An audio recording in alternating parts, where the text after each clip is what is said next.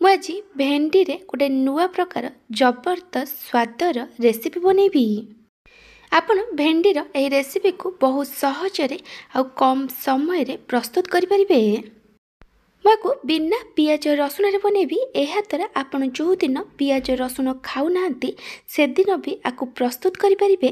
ଯଦି ଆପଣ ଭେଣ୍ଡିର ସେ ଗୋଟେ ପ୍ରକାର ତରକାରୀ କି ଭଜା ଖାଇ ଖାଇ ବୋର୍ ହେଇଗଲେଣି ଆଉ ଭେଣ୍ଡିରେ କିଛି ନୂଆ ଖାଇବା ପାଇଁ ଚାହୁଁଛନ୍ତି ତାହେଲେ ଏ ରେସିପିକୁ ଶେଷ ପର୍ଯ୍ୟନ୍ତ ଦେଖନ୍ତୁ।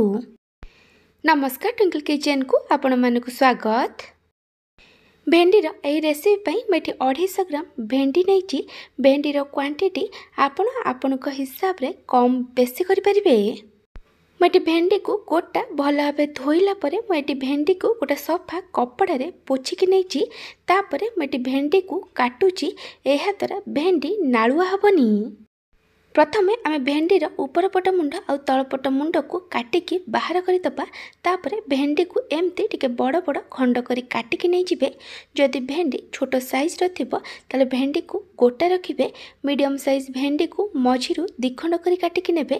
ବେଶୀ ବଡ଼ ଭେଣ୍ଡି ହେଲେ ତାକୁ 3ରୁ 4 ଖଣ୍ଡ କରି କାଟିକି ନେବେ। ମୁଁ ଏଠି ଗ୍ୟାସ୍ରେ ଗୋଟେ କଡ଼େଇ ବସାଇ ସେଥିରେ କିଛି ତେଲ ଦେଇ ଗରମ ହେବାକୁ ରଖିଥିଲି। ତେଲ ଭଲ ଭାବେ ଗରମ ହୋଇଗଲା ପରେ ମୁଁ ଏଥିରେ ଆଳୁ ଦେଉଛି। ମୁଁ ଏଠି 2ଟା ମିଡ଼ିୟମ୍ ସାଇଜ୍ ଆଳୁର ଉପର ଚୋପାକୁ ଛଡ଼େଇ ଆଳୁକୁ ଟିକେ ମୋଟା ମୋଟା ଆଉ ଲମ୍ବା ଲମ୍ବା କରି କାଟିକି ନେଇଛି।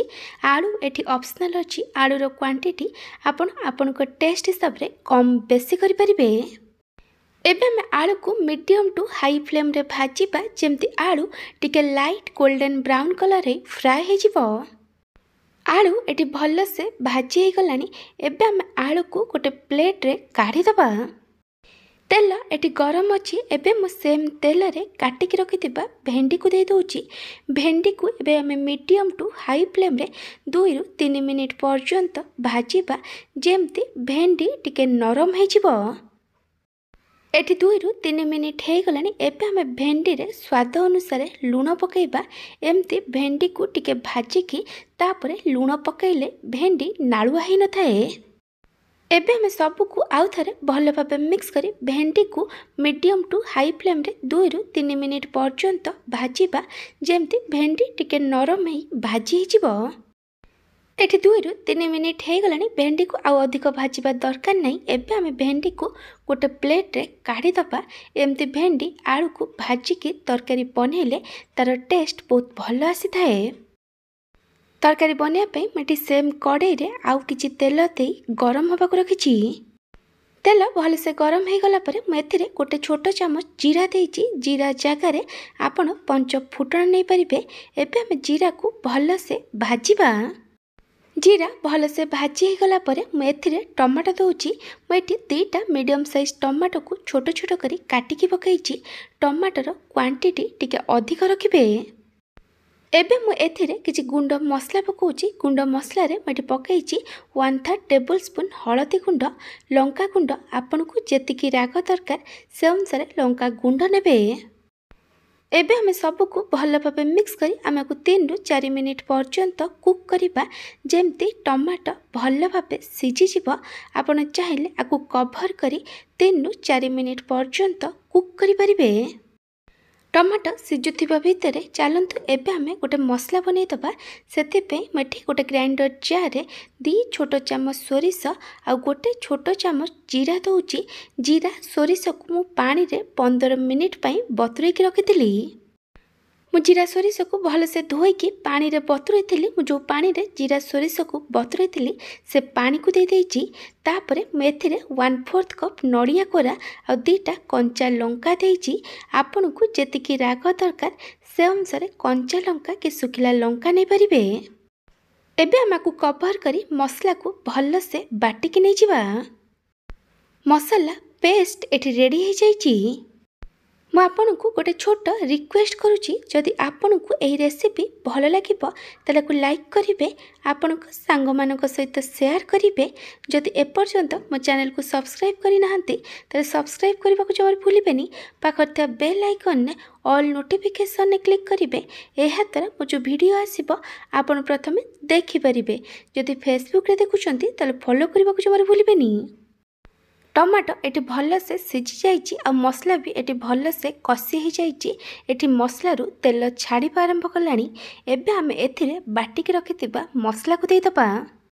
एबे आमे मसला को कंटिन्यूअस गोले गोले 2 रु 3 मिनिट पर्यंत कषिबा जेमती मसलार कंचा बास्ना पड़ेब। मसला को कंटिन्यूअस गोले गोले कषिबे कारण आमे एथिरे नड़िया बाटिक देइचे। एहा द्वारा मसलार तलपट लगी पोड़ी जाई पारे। मसला को अधिक समय कषिबेनी कारण आमे एथिरे सोरिष बाटिक देइचे। एहा द्वारा मसला पिता हिजिबो। 2 रु 3 मिनिट पर मु एथिरे भाजिक रखिथिबा आलू को दे देइची। एबे आमे सब को भलसे मिक्स करि दबा। तापरे आमे एथिरे पानी दबा।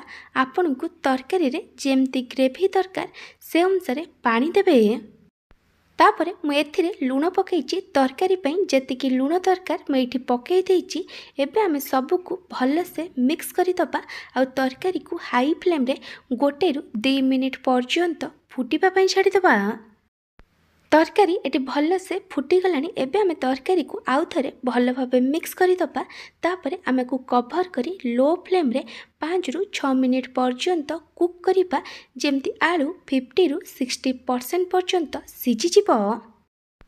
5 रु 6 मिनिट पर मेरी घोड़नी काढ़ी देइची। एबे आमे तरकारी को आउ थरे भल भाबे मिक्स करि दबा।